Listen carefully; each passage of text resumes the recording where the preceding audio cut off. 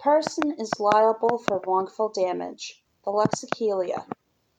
In context, civil law and private property. Before 494 BC, barred from public office, plebeians set up their own assembly. Circa 450 BC, the 12 Tables is Rome's earliest written law code. 287 BC, the Lex Hortensia gives the plebeian assembly the power to make laws without Senate approval. After 426 CE, Emperor Valentinian III's Lex Citationum, law of citations, names 5 earlier respected jurists, Ulpian Gaius, Papinian Paulus, and Modestinus, whose opinions are to guide judges in trials. 529 to 533. Emperor Justinian publishes the Code, the Digest, and the institutions which together form a definitive body of Roman law.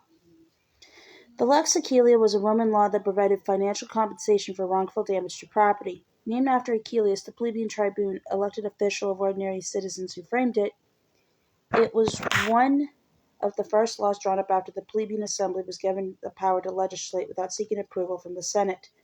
Plebeians could now gain redress for several wrongs done by the patricians, the ruling elite who dominated the Senate. The Lex Achilea described the compensation owed in different scenarios. It stated that if anyone unlawfully killed a slave or livestock, they had to pay the owner its highest value in the preceding year. Another clause covered damage to all types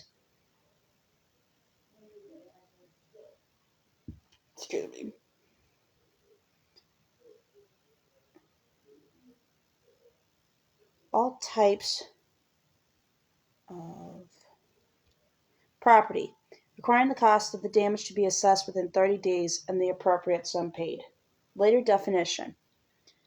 The Lex Achilea superseded all earlier laws dealing with unlawful damage. Its legacy is the modern legal concept of the delict as a civil wrong arising from an intentional or negligent breach of duty of care.